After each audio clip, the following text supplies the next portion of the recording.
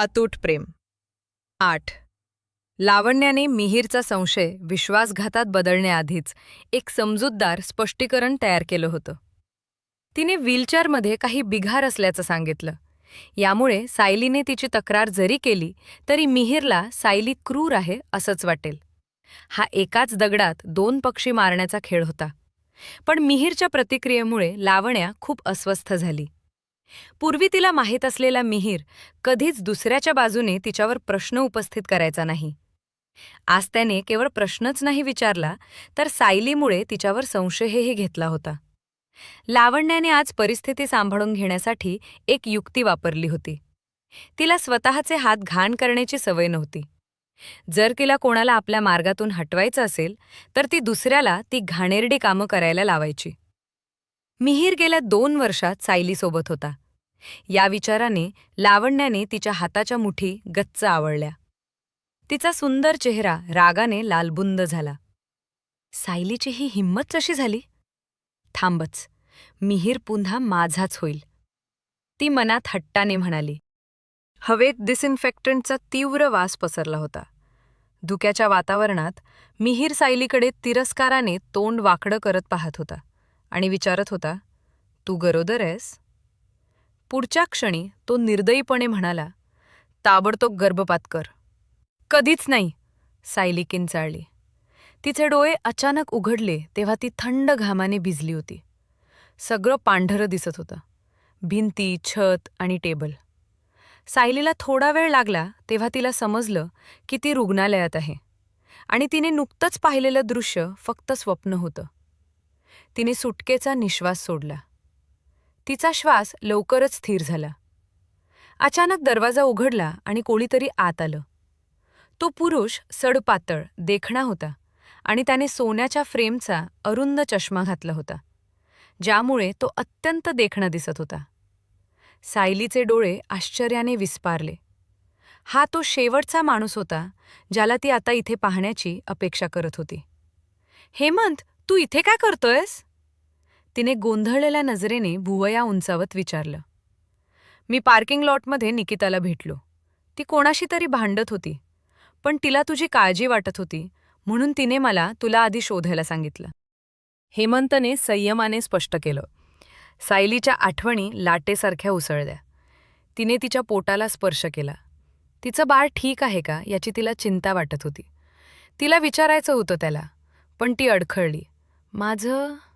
काळजी करू नकोस, डॉक्टरांनी तुझी नीट तपासणी केली आहे, बाळ ठीक आहे, हेमंतने सौम्यपणे उत्तर दिलं. हे ऐकून सायलीने सुटकेचा निश्वास सोडला आणि म्हणाली, धन्यवाद हेमंत. काही हरकत नाही, हेमंतने उत्तर दिलं. त्याचे डोळे किंचित गडद झाले आणि तो म्हणाला, मला म्हणावं लागेल, तुझं लग्न झालंय हे ऐकून मला खूप आश्चर्य वाटलं आहे. तुझ्या नवऱ्याला मी कॉल करू का? नाही नाही, त्याची गरज नाही. सायलीने हलकेच मान हलवली आणि उत्तरली. का? हेमंतने गोंधळून विचारलं. सायलीला कसं सांगावं हे कळत नव्हतं. म्हणजे ती हेमंतला कसं सांगणार होती की तिचा विश्वासघातकी नवरा सध्या दुसऱ्या स्त्रीच्या बाजूला उभा तिची काळजी घेत होता. सायलीच्या अडचणी पाहून हेमंतने पुढे प्रश्न विचारले नाहीत. त्याने विषय बदलला. आता तुला कसं वाटतंय? हेमंत तो सायलीसाठी काळजीत होता. तिचा चेहरा आणि वागणूक यावरून ती उदास असल्याचं स्पष्ट दिसत होतं. मी ठीक आहे, सायलीने जबरदस्तीने हसत हेमंतकडे पाहत म्हटलं. मी तुला व्हॉट्सॲपवर फ्रेंड म्हणून जोडू शकते का? या विनंतीने हेमंत थक्क झाला. सायलीने पाहिलं की हेमंत तिच्याकडे नेहमीपेक्षा गडद नजरेने पाहत आहे. ती तात्काळ म्हणाली, अरे, मला फक्त नंतर तुझ्याशी संपर्क साधायचा आहे, जेणेकरून मी तपासणीचा खर्च तुला परत देऊ शकेन. तसं आपण आधीच व्हॉट्सॲपवर फ्रेंड्स आहोत. हेमंतने तिचं बोलणं मध्येच तोडलं. काय? तिने लगेच न करून विचारले. हेमंतने फोन काढला, व्हॉट्सॲपवर कॉन्टॅक्ट्स उघडले आणि तिला फोन दिला. हसत तो म्हणाला, बघ, मी तुला मेसेज पाठवला होता पण तू मला ब्लॉक केलंय. सायली अवाक झाली. तिने त्याच्या युजरनेमकडे बराच वेळ पाहिलं. तेव्हा तिला आठवलं. एका नववर्षाच्या संध्याकाळी तिला हेमंतकडून शुभेच्छांचा मेसेज आला होता. तिने परत मेसेज करून विचारलं होतं की कोण आहे आणि नंतर तिला उत्तर मिळालं, हेमंत बर्वे. त्यावेळी सायली थक्क झाली होती. तेव्हा इंटरनेट फसवणूक खूप वाढली होती आणि हेमंत परदेशात गेला होता. इतक्या यशस्वी माणसानं वेळ काढून तिच्याशी मित्राप्रमाणे व्हॉट्सॲपवर संपर्क साधावा हे तिला विचित्र वाटलं. तिला वाटलं की कोणीतरी हेमंतची नक्कल करत आहे, म्हणून तिनं त्याला ब्लॉक केलं. पण ती चूक होती. तिला क्षणात लाज वाटली. कपाळाला हात लावत सायलीनं अपराधीपणे म्हटलं, माफ कर हेमंत, मला खरंच माहीत नव्हतं की तो तूच होतास.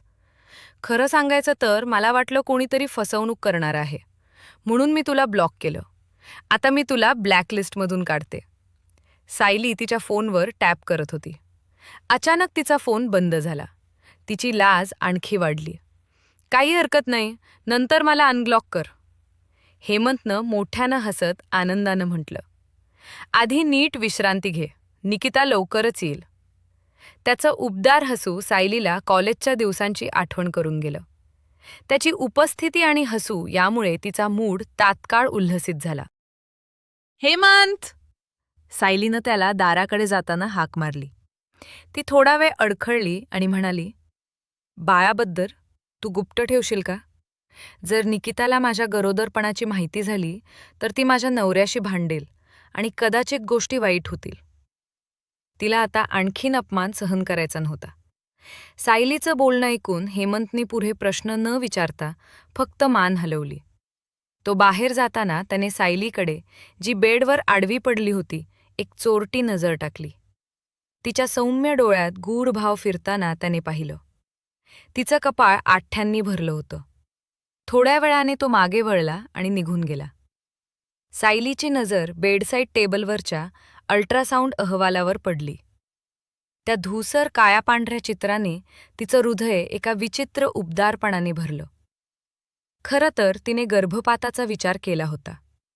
या परिस्थितीत बाळाला जन्म देणं योग्य आहे की नाही याबद्दल तिला खात्री नव्हती. पण जेव्हा तिला काही क्षणांपूर्वी त्या तीव्र वेदना जाणवल्या, तेव्हा तिने प्रार्थना केली की तिचं बाळ दगावू नये. तिला फक्त त्याच्या सुरक्षिततेची इच्छा होती. शेवटी बाळ निरपराध होतं. तिला त्याचं रक्षण करायचं होतं. सुदैवाने बाळ पुरेसं मजबूत होतं. त्या गरीब छोट्या देवदूताला या जगात येण्यापासून वंचित ठेवण्याचं कोणतंही कारण तिला दिसलं नाही. सायलीने एकट्याने बाळाला वाढवण्याचा विचार सुरू केला. हेमंत निघून गेल्यावर थोड्याच वेळात निकिता रुग्णालयात आली. सायली ठीक होती, फक्त काही जखमा होत्या. त्यामुळे ती घरी जाऊन आराम करू शकत होती. निकिताला काय चाललंय याची काहीच कल्पना नव्हती. तिने मिहिरला शिव्या घातल्या, त्याला सर्वात निर्दयी नवरा म्हणत. तिच्या रागाचं कारण होतं की अशा गंभीर क्षणी तो कुठेही दिसला नाही. सायली तिच्या अपार्टमेंटमध्ये परतताच तिने खालच्या रेस्टॉरंटमधून चिकन सूप मागवलं आणि वर गेली. आत गेल्यावर अपार्टमेंटमध्ये अंधार होता, पण तिला कोणाची तरी उपस्थिती जाणवली. शेजारील व्यक्तीने तिला नुकतीच चोरीची माहिती सांगितली होती. त्यामुळे सायलीला स्पष्टपणे तिच्या हृदयाची धडधड कानात ऐकू येत होती. ती बाहेर धावण्यासाठी तयार झाली. ती एक पाऊल टाकण्याआधीच एक काळी आकृती तिच्याकडे येताना दिसली. तिने तात्काळ हातातले पार्सल त्या व्यक्तीवर फेकलं आणि मागे वळली. तिचा पाय दाराबाहेर पडण्याआधीच एका मजबूत हाताने तिचे मनगट घट्ट पकडले. सायलीने थोडीशी झटापट केली, पण ती त्या माणसाच्या तावडीतून सुटू शकली नाही. अचानक एक फ्लिकचा आवाज आला. सर्वत्र प्रकाश पसरला. प्रकाशाने क्षणभर अंध झालेली सायली डोळे मिचकावत वर पाहत होती. तेव्हा तिला एका देखण्या पुरुषाचा चेहरा दिसला. हा तोच माणूस होता ज्याला निकिताने परत येताना शिव्या घातल्या होत्या, अगदी मनापासून. मिहिरने सायलीकडे भुवया उंचावत पाहिलं आणि विचारले, सायली, तू काय विचार करत होतीस? तुझ्या नवऱ्याला मारायचं होतं का तुला? त्याचा स्वर खेळीमेळीचा होता, पण हे शब्द सायलीला कठोर आणि विडंबनकारक वाटले. ती त्याच्याकडे भुवया उंचावत असताना मिहिरने तिला सोडलं आणि जमिनीवरून पार्सल उचललं. मग त्याने ते कचरापेटीत टाकलं. हे तुझ्यासाठी चांगलं नाही. मी आधीच काहीतरी मागवलंय, ते कधीही येईल. मिहिर कचरापेटीत पडलेलं पार्सल पाहत सायलीने आवंढा गिळला. ती इतकी थकली होती आणि भुकेली होती की तिला भांडण्याची शक्तीही नव्हती. क्षणभर सायलीला वाटलं की तिचं भवितव्य त्या पार्सलसारखंच आहे, कचरापेटीत टाकलं जाण्यासारखं. लावण्याच्या परत येण्याने मिहीर कधीही तिला घटस्फोट देऊ शकत होता. कष्ट घेऊ नका, मी थकले आहे. मी देशपांडे, कृपया मला एकटं सोडा. ती थंड स्वर आणि कठोर चेहरा ठेवत त्याला बाजूला सरकवत बेडरूमकडे चालत म्हणाली. ती पुढचं पाऊल टाकण्याआधीच मिहीरने तिचं मनगट पुन्हा पकडलं आणि मागे ओढलं. ती क्षणात त्याच्या मिठीत पडली. मला तेव्हा तुला ढकलायचं नव्हतं सायली. मी फक्त लावण्याची काळजी करत होतो. तो तिच्या डोळ्यात पाहत हलक्या स्वरात म्हणाला. सायलीच्या पापण्या थरथरल्या आणि तिच्या हृदयाचा एक ठोका चुकला. तिला त्याचं तिच्यासोबत असलेले सौम्य वागणं जाणवलं.